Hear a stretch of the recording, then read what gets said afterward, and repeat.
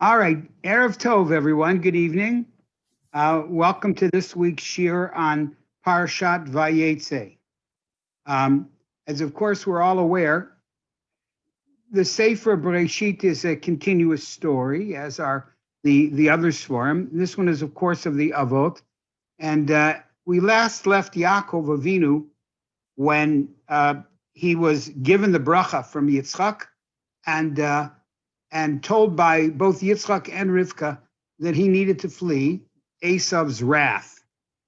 Esav, of course, feels that he has been literally shortchanged twice, first with the bracha, then with the bechorah, the birthright. And so Yaakov picks up and leaves to Aram Naharaim, to the house of his uncle Lavan, who is the brother of Rivka. And we pick up the story here in Parshat Vayeitzei that the Torah tells us that he probably was undoubtedly exhausted. And the Pasuk Perkaf Chet, Pasuk Yud and Yud Aleph tell us, Vayeitzei Yaakov mi Be'er Sheva, Vayelech Harana, that Yaakov left Be'er Sheva and he went to Haran. And then the Torah tells us, uses an unusual word, Vayifga bamakom. He happened upon the place. Vayalen sham, and he lay there, slept there overnight. Kiva hashemesh, because the sun had set. And then the Torah tells us, Vayikach me'avnei hamakom. He took from among the stones of the place, Vayosem mirashotav, and he put mirashotav, and he placed it around his head. Vayishkav bamakomahu. Now, this is the first of a number of places that the Torah mentions stones in the life of Yaakov. As a matter of fact, he now has a dream while he is laying his head on the stones themselves, in which he sees Malachei Elokim Olim v'Yordim bo. He also, for the first time now, encounters Malachei Elokim.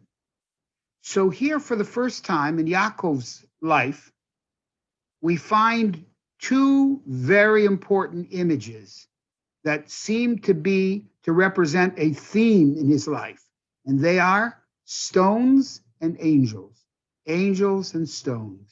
Because the Torah goes out of its way to tell us what would appear to be a relatively meaningless point, namely that he places his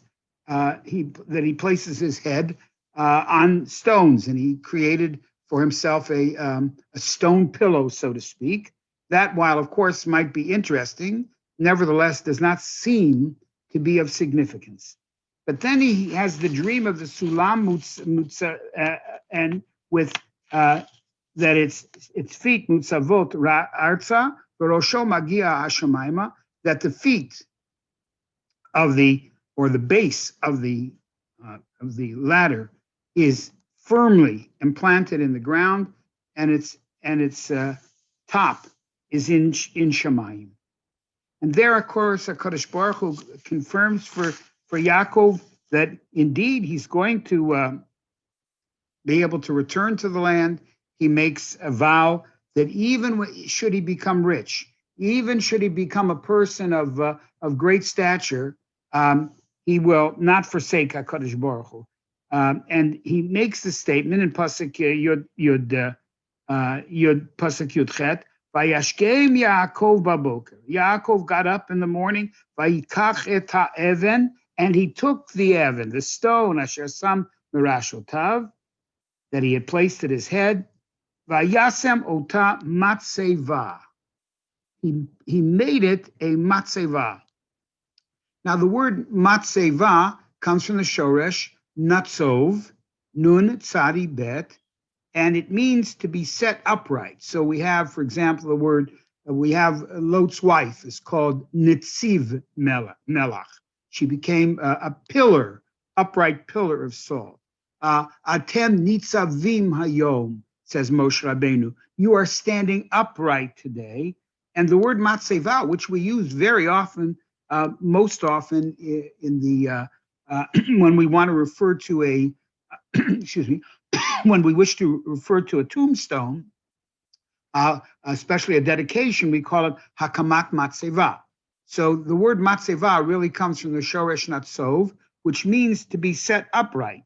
Notice here in the verb that is used here, we're going to see it used again, but we're going to see it with a different verb. Vayasem ota matzeva. He designated this as a matzeva.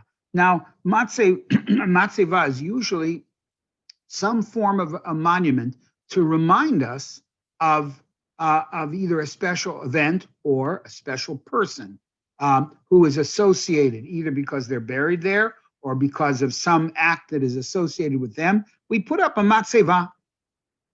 So that is the Evan, Yaakov Avinu's first use of the word Evan. But we see a stone. But very soon after this, after he moves on his way, what does he do?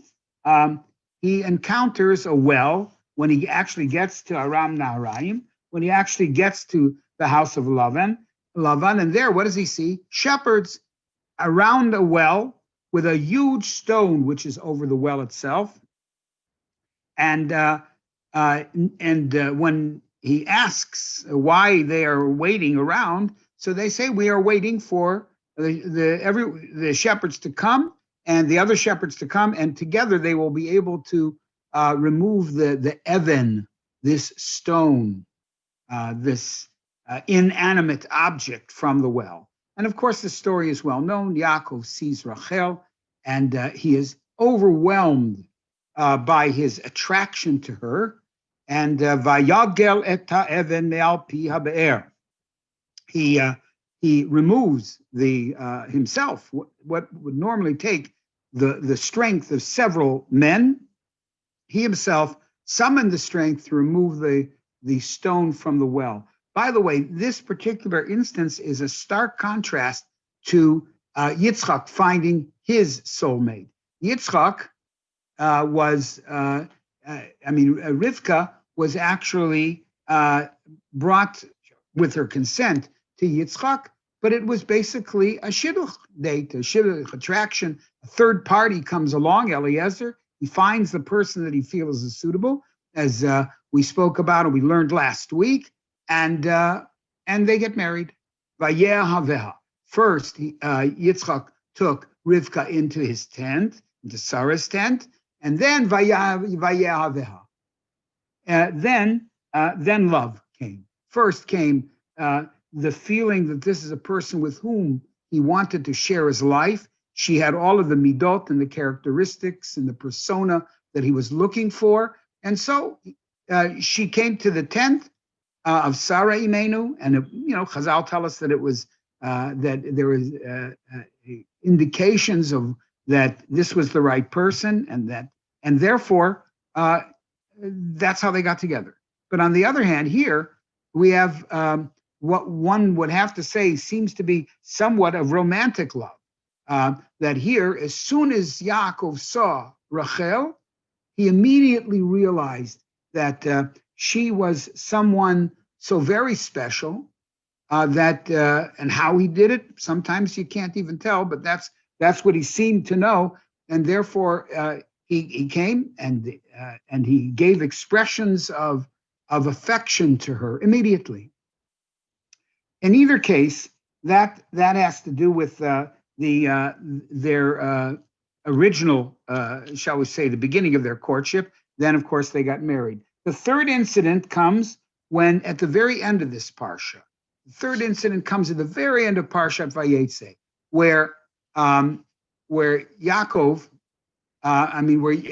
Yaakov is running away from Lavan, and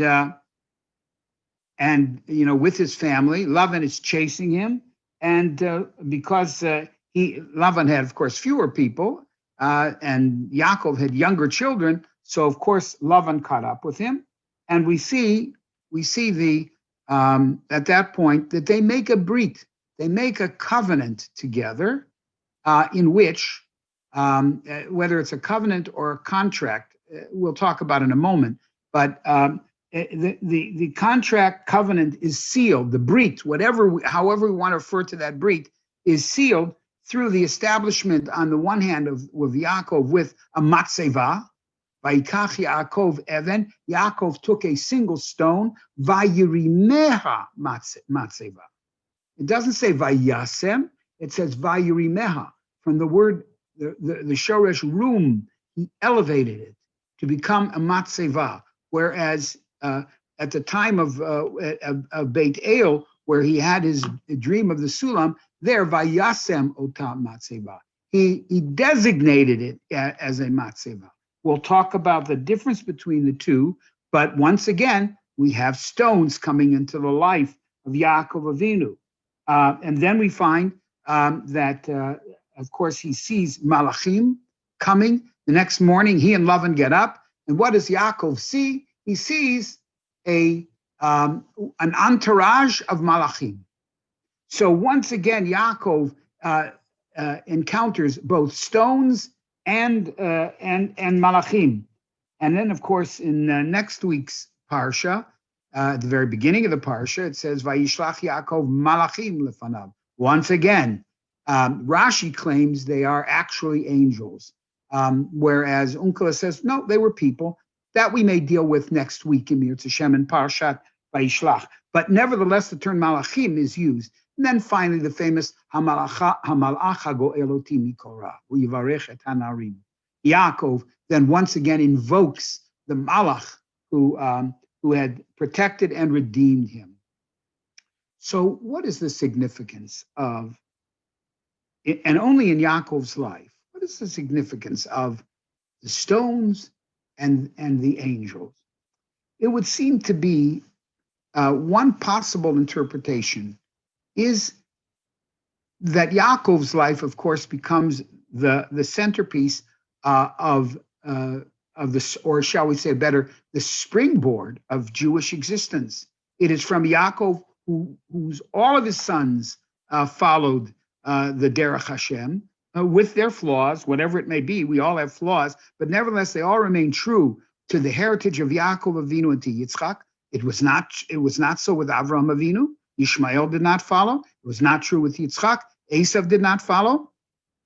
But Yaakov now becomes the progenitor through his sons of the Jewish people. It is now that we're on our way to becoming first Shvatim, becoming tribes, so to speak, and then, of course, becoming one nation with the giving of the Torah. Now, what is the significance? It seems that the life of Yaakov teaches us, both as individuals and as a people, that we will forever navigate between that which is earthly, completely earthborn, and that which is transcendental, the Malachim. We have to live on this world, and we as Jews know that we have to live in this world. We have to earn a living. We have to parnasah. We have to worry about health. We have to worry about all the issues that everybody on this earth has to consider.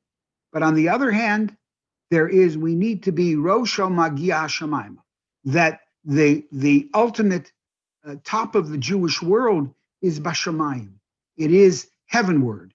Notice it says also Hashamayim, lo Bashamayim, but Hashamayim, toward heaven. That is the way we need to live our lives, understanding fully the physical and material needs that we have in the world, but also knowing that our ultimate objective, our ultimate goal, our raison d'etre, if you will, is that of being heavenward, looking heavenward. And that seems to be one of the issues of Yaakov Avinu, why we have Malachim and Avanim. Now, in last week's Parsha, this theme of the navigation between the worldly and the otherworldly, or Shamayim, actually is alluded to in last week's Parsha with Rabbi Yoshe Soloveitchik Zatzal, talks about why it was that there was a difference of opinion between Rivka and Yitzchak as to who should get the primary bracha. Yitzchak really believed, because he was taken in by Esav, that Esav, being the outdoorsman, being the man who lives in the material world, might be best to carry on that aspect of our lives, of our people. And he also, according to Rabbi Yoshe Ber, it seemed hard for him to conceive that you can be both on this world and a part of the world above. But, says Rabbi Yoshe Ber in last week's Parsha, the Torah teaches man how to combine both spiritual and physical objectives, how to plan, how to succeed at the same time, and at the same time observe the covenant. Man is both a metaphysical, meaning to say beyond the material, as well as a secular being. The Torah takes man's mundane activities and hallows them, right? Meaning to say that everything in life has its place. Quite in contrast to Christian thinking, certainly for the first 2,000 years of Christianity, you can't be both. All right, if you dedicate yourself to God, you must negate this world. And if you if you work in this world, it's very hard for you to be pious. But Rabbi Yoshe Ber says, no, our job is to take man's mundane activities and to hallow them. One must work 6 days and hallow the seventh to God, abstaining to raise oneself spiritually. To the poor, you must give 10%. Disciplining ourselves, he says, to withdraw, to give away is part of our service to Hashem. And therefore, he says that's why Rivka realized that Yaakov ultimately would be able to live in both spheres of human endeavor, that which is material and that which is spiritual. Now, that idea of living in the world, both in a material and spiritual sense, I believe is found in the term, and we have it at when Yaakov Avinu takes the stone. What does he do with Lavan? It says Vayikach Evan. Okay, Vayikach Yaakov Evan Vayirimehu Matzeva. Yaakov Avinu, in order to solidify this type of a covenant with Lavan, or a covenant again, or a contract. We'll talk about that in a moment. So what does he do? The Torah tells us that he himself took an Evan, a stone, just a stone, but Vayirimeha, he elevated it, Matzeva, to become not just a stone, but to have within it a purpose which signifies that which is greater, that which is beyond the moment, and that which is beyond the place. And in a real sense, I think we have a responsibility in our Jewish lives, particularly, is each of us must emulate that idea of Yaakov, of taking the stone, taking the inanimate, taking what everybody else seems to think is just a matter of chemicals or things which have come together to be used for us. And Yaakov then elevated it to become matzeva, that which represents greatness. That's what we have to do. Our lives need to be such that we can take the stones of life, the material of this world, and turn it into something which is sanctified and that which is sacred. And that's, I believe, the reason that we have a change in the verb. And by the way, of course, in this Parsha, we have bookends. Yaakov Avinu is confronted by the angels at the beginning of this Parsha. And now, once again, it's almost exactly the same. Yaakov has an encounter with Malachim at the very end of the Parsha. But in either case, at the end, he realizes that he must now sanctify the mundane. And that should be a lesson in life for each and every one of us, to sanctify the mundane. Now, Rav Hirsch, in his mentioning of the very end of this Parsha, what we find is after Lavan and Yaakov create this brit, this covenant, this contract together, they go to sleep. They go to sleep, and Yaakov wakes up in the morning. Vayashkem Lavan baboker, vayanashek levanav. Lavan gets up. He kisses his children. We don't have any reason to believe he doesn't love his children or his grandchildren. All right. Vayavorech etem, and he blessed them. Vayelech. And now we have the phrase Vayashov Lavan limkomo. Again, a very telling phrase. At the end of this, we have this phrase in another place in Bereshit. And that is after Avram pleaded with Hashem to consider the plight of Sodom and to consider that there may be elements there that would allow them to avoid the destruction. Avram goes from 50 to 40 to 30 to 20 to 10. And then he realizes, of course, that the city itself would not even be savable with 10. And so therefore, the pasuk says there, Vayashav Avraham limkomo. Avraham returned to his place. And I believe I mentioned in the shir on Sodom that it means that Avraham Avinu was confronted with a tension between two elements within him. One is Avraham the Eved, and two, Avraham the Eved Hashem, and two, Avraham, who's the advocate of humanity. So the Torah tells us many psukim, a remarkable number of psukim showing Avraham Avinu to be the advocate of Sodom. Torah could have said it in one sentence, but it doesn't. It goes 50 to 40 to 30 to show the advocacy of Avram and how seriously he took that role. But in the end, he realized that Hashem is truly the judge. Hashofet kol haaretz lo yaseh mishpat. He asked the question, but the answer is Hashofet kol haaretz lo yaseh mishpat. The judge of the world would yaseh mishpat. The judge of the world would in fact perform justice, and only God can know all of that. So, but then it says Vayoshav Avraham limkom.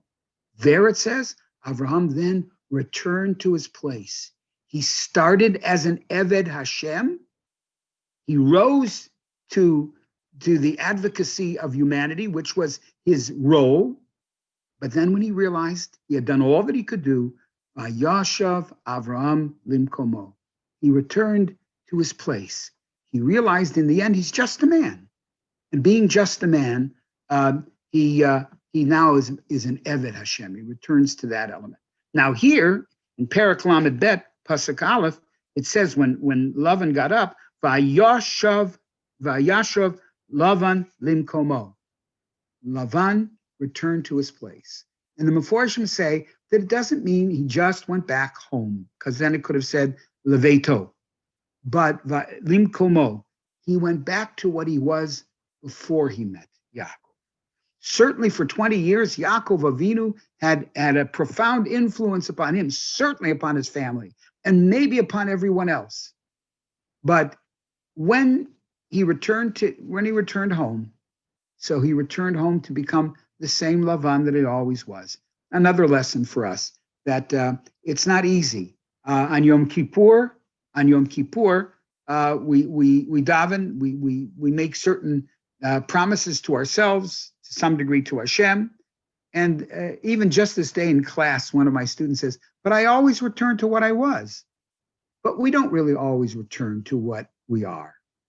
After one Yom Kippur and 2 and 10 and 20 Yom Kippur, Yomei Kippurim, we don't necessarily turn back to what we were at the first Yom Kippur. Maybe there's backsliding during the year, but we're always at a level above what we were. The sad part about Lavan was he completely backslid. Vayashav Lavan limkomo. He went back to his place that he was before. Now, in the couple of minutes that we have, we see at the very end, Yaakov Avinu gets up and he sees that right before his very eyes, he finds angels coming. Malachim, once again, the Malachim are coming. He's standing at the threshold of Eretz Yisrael, about ready to enter. And what does he see? He sees a camp of angels, malachim. So Rashi says it's very simple. First of all, he names the place Machanaim. The last word in this week's Parsha is Vayikra Lamakom Machanaim. He called this camp, he called it Machanaim, or this place Machanaim, and it retained the name throughout history. Now, the question is that what did he mean when he referred to it as Machanaim? So Rashi says, well, called it Machanaim because the Malachei Eretz Yisrael, the Malachei Chutz La'aretz were now leaving. Yaakov Avinu will soon enter into Eretz Yisrael, and he could see the camp of angels of Machanei Yisrael coming to greet him. So that's one way of looking at it. Others are that he sees that the camp of Malachim are now joining his camp. They now become one. All right, so he calls it Machanaim. These two camps, my camp is composed of two camps. The flesh and blood people of my camp, my family, and those whom I've influenced, and then, of course, the Malachim themselves. Rabbi Menachem B. Sachs, very great tzaddik, who performed for the Jews of Chicago remarkable things, being one of the creators of the Associated Talmud Torahs, and making an indelible impact upon the Chicago Jewish community at large, and in particular the Torah community, the Torah educational community. He writes as follows: Yaakov Avinu really called the place Machanaim, and again, Maseh Avot Siman Labanim, that we have a concept that the actions of or the behavior of our ancestors are a siman. Either they are indicative of how we should act, or indicative of what will happen in the future to us. Says Rabbi Sachs, there will always be two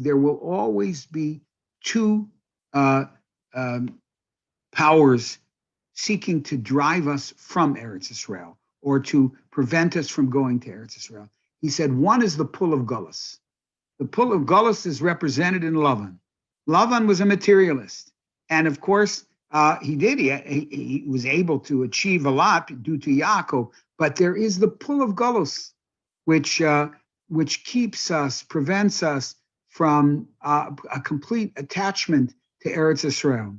And then he said there's a second force. There's the force of Esav.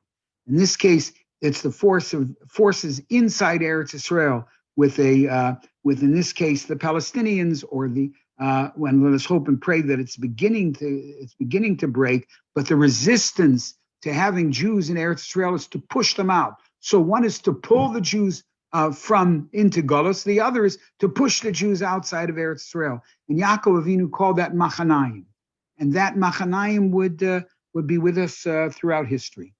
But just to capsulize again, the main thing that we have to remember, I think, in this week's Parsha is that our lives are meant to be navigated between the material world and the spiritual world.